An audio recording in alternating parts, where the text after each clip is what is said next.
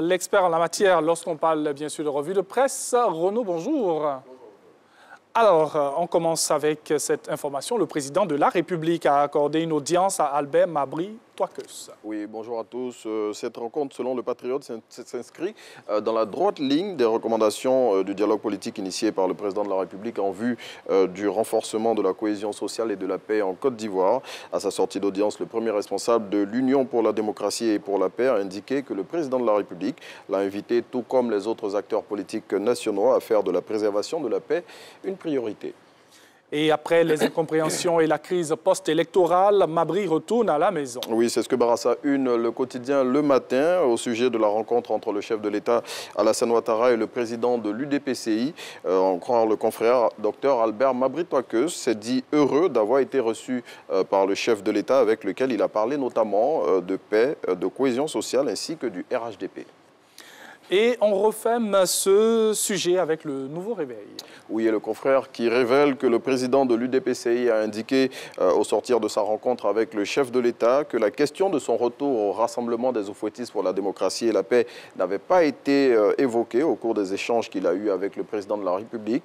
Retrouvé dans le numéro de ce jour du confrère, la teneur des échanges entre les deux personnalités. Et organisation de la COP 15 à Abidjan, eh bien, la Côte d'Ivoire est prête à accueillir les délégués de tous les pays participants. Oui, les délégués des 197 pays qui seront présents en terre ivoirienne du 9 au 20 mai 2022 pour la 15e session de la conférence des parties des Nations Unies sur la désertification et la sécheresse COP 15 seront logés sans difficulté. L'assurance a été donnée hier au cours d'une conférence de presse par le président du comité d'organisation de la COP 15 et selon Abou Bamba, qui est cité par l'Inter, les réceptifs hôteliers qui doivent les accueillir ont déjà été identifiés et toutes les dispositions pratiques qui doivent permettre de faire de leur présence en terre ivoirienne une réussite ont été prises. Et cette information encore, cinquième donc dans cette revue de presse, si on y prend garde, eh bien l'atiéké risque de disparaître de nos assiettes. Oui, c'est ce que révèle le Centre WAVE, une structure de recherche basée au sein de l'université Félix Houphouët-Boigny de Cocody. Selon cet établissement qui est cité par l'Infodrome, 2 maladies menacent la production locale de manioc.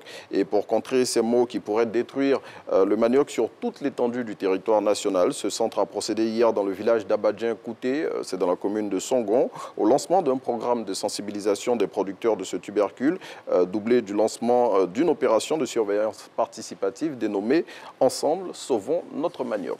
Et ça, c'est dangereux, ça. Allez, on poursuit, on termine.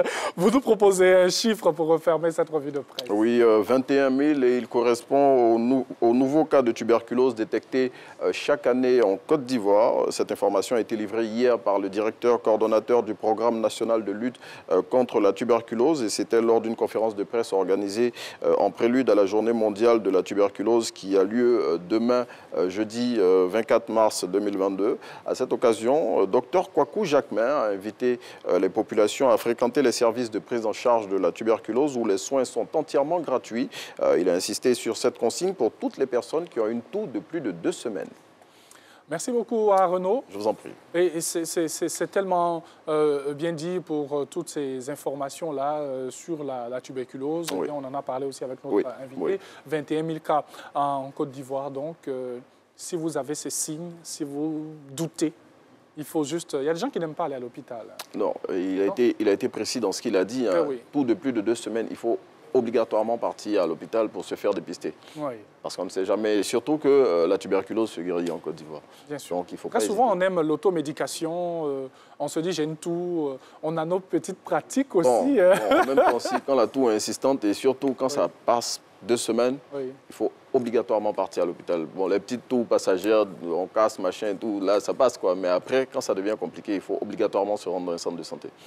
Voilà. En tout cas, merci pour ces informations. On revient tout à l'heure avec Renaud. L'info continue. L'info continue. Oui. Bon, on ne dira pas ce qu'on va proposer. Non, en tout cas, ce sera de l'info continue. Ça sera de... Info continue. Bon, on continue. Pas Matin Express. Hein, on commence avec, Régis et tout, et puis on continue avec nos infos. Et même après Renaud et Info continue, on continue encore. C'est bien cela. Bien sûr, avec, bien sûr, toutes nos différentes sessions d'information, bien sûr, sur RTI 1. Merci beaucoup à Renaud. Merci pour ce costume ministériel. J'aime bien le pin qui est sur le côté, là. J'essaie de faire comme vous. Ça fait bling-bling un peu, c'est pas mal. Hein? En tout cas, merci beaucoup. Et puis, on se retrouve tout à l'heure. On est ensemble. Allez, on va juste marquer.